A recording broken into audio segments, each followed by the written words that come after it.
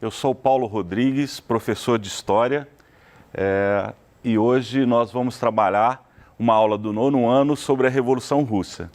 Eu espero que vocês gostem. É uma aula introdutória, né? Uma introdução para chamar a atenção de alguns aspectos que eu acho relevantes sobre o tema, correto? Mas aprofundem e discutam com os seus professores, com os seus colegas, para que a gente tenha um bom desenvolvimento do tema. Muito bem.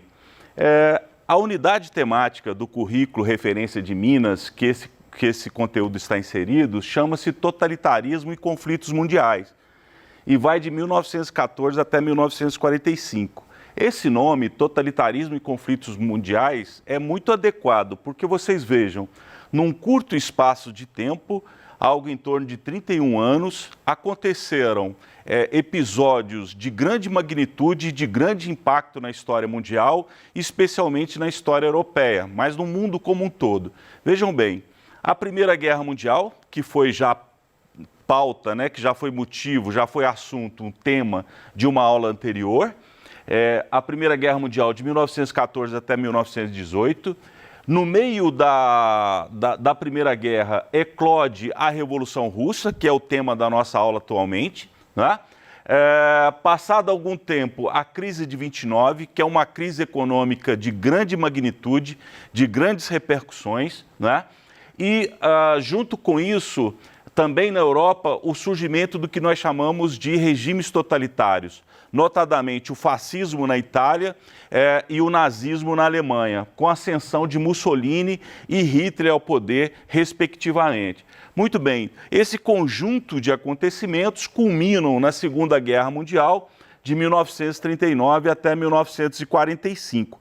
Então vocês vejam que é um conjunto de acontecimentos muito significativos que eu acho que vale a pena, inclusive, professor, eu trouxe até uma sugestão de uma atividade, caso você queira desenvolver com seus alunos, que é o estabelecimento de uma linha do tempo, né, com esses principais acontecimentos para que vocês possam discutir e estabelecer as relações entre um e outro, ok? Muito bem. A Revolução Russa, que é o nosso tema propriamente dessa aula, né? Como já tem sido um hábito das minhas aulas aqui nesse espaço, a gente parte dos antecedentes daquele determinado acontecimento, alguns principais personagens, alguns principais acontecimentos e, ao final, quais foram os desdobramentos e as consequências daquele episódio histórico. Muito bem.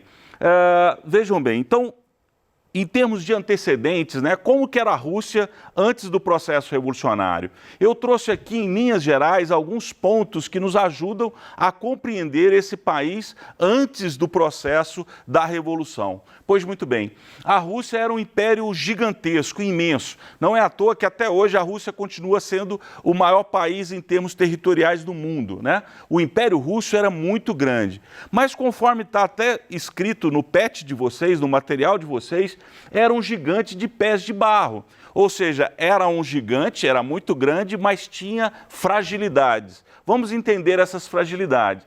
Primeiro, dentro do Império Russo, estudantes, haviam várias etnias e, por suas vezes, às vezes, conflitos nacionalistas e etc., né? Então, havia uma multiplicidade de povos ali dentro do Império, o que trazia alguns conflitos. Outra característica importante, a Rússia, em pleno século XX, ainda era um país absolutista, era governado pelo que nós chamávamos de czar, né?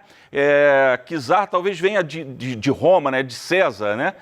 A pronúncia, há divergências em relação à pronúncia, mas o imperador da Rússia tinha essa nomenclatura, esse nome, né, de czar, e o último deles é o Nicolau II, que é da dinastia Romanov. Muito bem, aliás, pessoal, um parêntese, quem tem interesse, quem tem acesso, na Netflix tem até uma série retratando um pouco essa reta final da dinastia dos Romanov. Pois muito bem, agora vocês vejam, a Revolução Francesa, em 1789, praticamente varreu o absolutismo na Europa. No entanto, o Império Russo permanecia como um regime absolutista. Bom, esse regime absolutista era extremamente repressivo, não é? As oposições, as opiniões contrárias ao regime, ao imperador, eram brutalmente reprimidas, e esse imperador ele tinha uma aliança, né? Uma parceria com os setores privilegiados da sociedade. Quais eram? A aristocracia rural, uma determinada nobreza, não é? Uma elite militar, o alto escalão das forças armadas, a chamada Igreja Ortodoxa Cristã, que era a igreja predominante na Rússia, e uma burguesia que está nascendo, não é? E que se aproxima desse núcleo de poder. Bom, outra característica da Rússia, é um país eminentemente agrário, não é? Algo em torno de 80% da população vive no campo. E para vocês verem também essa questão de um certo atraso da Rússia, porque a servidão, que remonta lá na Idade Média, pessoal, só foi abolida na Rússia em meados do século XIX, a partir de 1861. Bom, mas apesar dessa estrutura agrária, dessa estrutura um pouco arcaica, há, por outro lado, centros industrializados importantes na Rússia, não é? Eu destacaria Moscou, São Petersburgo, são cidades grandes, já com fábricas grandes, com um movimento operário, com um contingente de operários bastante significativos. Agora, seja no campo, seja na cidade, a vida dos trabalhadores era realmente de muita precariedade. Muito bem. Eu trago para vocês, só a título, né, para a gente ter uma noção, o tamanho, né, gigantesco do Império Russo. Essa imagem aqui é de 1914. Vocês veem que parte da Ásia, né, uma boa parcela da Europa, tudo tomado. A Rússia realmente é um país de magnitudes espetaculares. E do outro lado aqui, o nosso querido Nicolau II, né, que, conforme eu disse, foi o último czar da Rússia antes do processo revolucionário. Ele está aqui, inclusive, vestido, né, com vestes militares. Ele foi uma das lideranças da Primeira Guerra, mas isso aí é parte da nossa história. Vamos lá, pessoal. Bom, eu trago aqui uma linha do tempo, só a título para visualização mesmo, dos principais acontecimentos do que nós chamamos de Revolução Russa. E vocês vejam que eu até coloquei aqui no plural, porque tem muitos autores, de fato, que chamam a Revolução Russa no plural, Revoluções Russas, porque foram vários episódios até culminar, né, na Revolução de Outubro de 1917. Depois a gente dá uma olhadinha. Então, vejam bem, o primeiro que nós estamos chamando a atenção aqui, 1905, eu trago a apresentação aqui para a gente dar uma olhada. O que aconteceu em 1905? Olha o nome, Ensaio Geral, né? Essa nomenclatura, se não me falha a memória, foi dada por Lenin, né? Que ele chamou 1905 do Ensaio Geral da Revolução. Por que isso? Vejam bem, no início do século XX, a Rússia e o Japão entram num conflito entre ambos os países, um conflito para disputa imperialista, principalmente na região da Manchúria, e a Rússia leva uma derrota fragorosa do Japão, não é? Essa guerra, além da derrota, ela traz também crises econômicas e gera uma insatisfação muito grande na população, com mobilizações importantes. E uma dessas mobilizações que ficou super conhecida, que é o chamado Domingo Sangrento. Não é o Domingo Sangrento daquela música clássica do U2, né? Porque aquilo lá foi na Irlanda, mas o Domingo Sangrento foi uma mobilização de pessoas pobres, operários, etc., que tentam levar uma carta, né? Uma manifestação, um documento ao czar, né, pedindo melhorias das condições de vida. Era uma manifestação pacífica e essa manifestação é brutalmente reprimida pelas forças militares do czarismo. Isso gera um desgaste muito profundo, não é, na imagem do czar, na imagem do regime russo. Muito bem. Nesse período, outras características importantes. Surgem os soviets, né? Os soviets são assembleias, são reuniões de operários camponeses, não é, que discutem as suas reivindicações, que organizam as suas mobilizações, e nós vamos ver que eles vão ser muito importantes à frente. E surgem também, por pressão, né, o czar Nicolau II acaba estabelecendo um parlamento, né, um congresso dentro da Rússia, que lá toma o nome de Duma. Muito bem. Antes da gente continuar nos acontecimentos, eu vou fazer uma breve parada aqui, pessoal, porque eu vou trazer 3 conceitos. Um deles a gente já falou, os outros 2, só para a gente rememorar, porque eles são importantes para a compreensão do episódio. Bom, o primeiro é o absolutismo, a gente já viu, né? É o poder concentrado na mão do monarca, correto? E isso aí era muito comum até o século XVIII, etc., na Europa. Bom, com as revoluções, com a Revolução Francesa e a Revolução Industrial, surge uma nova concepção, um novo conjunto de ideias que nós damos o nome de liberalismo. Está muito vinculado ao próprio capitalismo, não é? Pois bem, mas com o crescimento da classe operária e com a pobreza inicial no início da Revolução Industrial, surgem também e se fortalecem as chamadas ideias socialistas, principalmente não, mas com ênfase para a ideia do marxismo, né? Do socialismo marxista. E o que os socialistas defendiam? Uma alteração profunda, radical da sociedade e da economia, não é? O fim da propriedade privada e o poder na mão dos trabalhadores. Muito bem, relembrados os conceitos, dando seguimento, vejam bem, existia um partido chamado Partido Social Democrata Russo, na Rússia, por óbvio, não é? Que eram inspirados em ideias socialistas de Marx, mas eles, dentro do partido, havia uma divergência.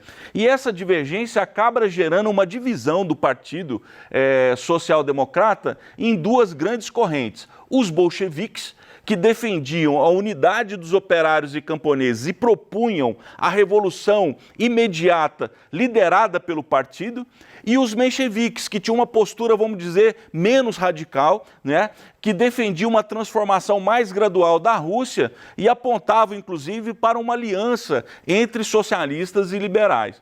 Muito bem. Passado 1905, as coisas dão uma acalmada na Rússia, não é? Mas em 1914, como é do conhecimento de todos vocês, a Rússia entra na Primeira Guerra Mundial, não é? Ao lado da chamada Tríplice Entente, ao lado da Inglaterra e da França, contra a Áustria e a Alemanha, vocês se recordam disso, não é? A Rússia detém um exército muito numeroso, mas muito frágil, não é? E começa a ter derrotas seguidas na frente de batalha. Além disso, a guerra também traz inflação e crise de abastecimento. Com isso, pessoal, de novo uma insatisfação popular muito grande, seja na cidade, seja no campo e inclusive na frente de batalha. Eu trouxe até uma imagem aqui, né, de soldados russos indo para o combate lá na Primeira Guerra Mundial. Muito bem, diante desse cenário eclode a primeira revolução, que é a Revolução de Fevereiro de 1917. Então, as derrotas e a crise provocada pela Primeira Guerra levam à revolta da população, né? O movimento operário em crescimento, os soviets cada vez mais atuantes, as forças militares se recusam a reprimir o movimento operário e esse caldeirão, né? Essa tensão, essa mobilização leva à queda do czar, que abdica ao trono, e aí passa-se a existir o governo provisório da Duma do parlamento. Essa, então, é a Revolução de Fevereiro de 1917. Mas vejam bem, as coisas não se resolvem, até porque o governo provisório mantém a Rússia na Primeira Guerra. E, diante disso, cria-se uma situação que nós chamamos dualidade de poder. Veja bem, o poder é disputado tanto pela Duma quanto dos soviets. E, nesse momento, ali, a partir de março, abril, muitos bolcheviques que eram exilados, né, pelo czarismo começam a retornar para a Rússia. Entre eles, Lenin, que era a grande liderança dos bolcheviques, que traz 2 palavras de ordem muito importantes. Ele dizia, em primeiro lugar, todo o poder aos soviets. E, em segundo lugar, ele dizia, pão, paz e terra. Vejam bem, são palavras de ordem simples, mas muito fortes para a população, para o diálogo com a população. Muito bem. Continua o clima de radicalização, até que em outubro de 1917, não é, ocorre a tomada de poder dos bolcheviques, eles invadem o Palácio de Inverno, onde que era a sede de poder da Duma, e toma o poder e o entrega aos soviets. Essa é a famosa Revolução de Outubro. Aqui só um parênteses muito rápido, pessoal. A gente fala outubro e fevereiro, vocês têm que levar em consideração que a Rússia usava um outro calendário, né, que é o chamado calendário juliano. Então, às vezes, isso pode se aparecer como novembro, etc., mas porque há essa divergência de calendário, mas nada que vocês tenham que preocupar, não. Muito bem, aqui está a figura do Lenin, né, a grande liderança do Partido Bolchevique, a grande liderança do processo revolucionário de 1917, de outubro. Muito bem. Olha as medidas que os bolcheviques tomam logo após assumirem o poder. Então, eles passam o poder da Duma para os soviets e os comissários do povo, cuja liderança é exatamente os bolcheviques. Essa é uma primeira mudança significativa. Confisco e distribuição de terras, tomam as terras da nobreza e distribuem entre os camponeses. Lembra lá do lema Pão, Paz e Terra? Intervenção do Estado na economia, inclusive com a nacionalização, ou seja, o controle pelo Estado de bancos, de ferrovias, de indústrias, algumas inclusive de capital externo, não é?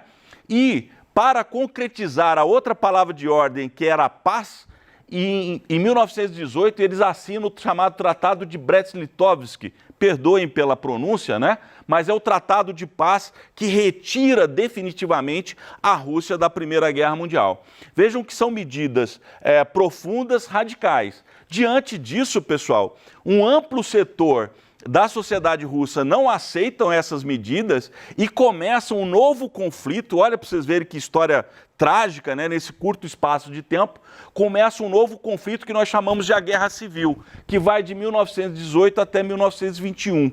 Pois bem, como eu disse aqui, ó, um setor, uma coligação contrária aos bolcheviques se forma, formando o Exército Branco.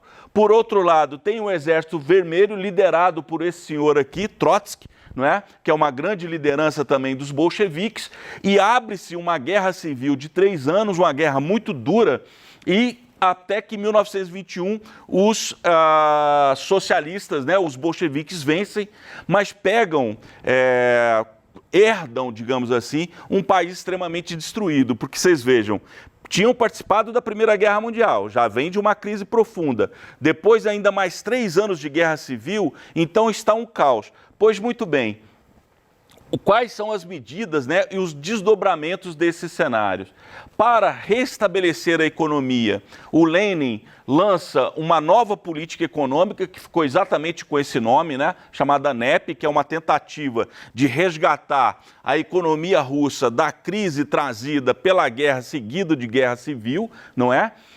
Em 1922, a Rússia passará, né, a se chamar União das Repúblicas Socialistas Soviéticas, a importância dos soviets aqui, né, até no nome, correto? A famosa URSS, né, que vai ser muito presente, vocês vão ver isso muito na hora que estudar o século XX, que é muito importante.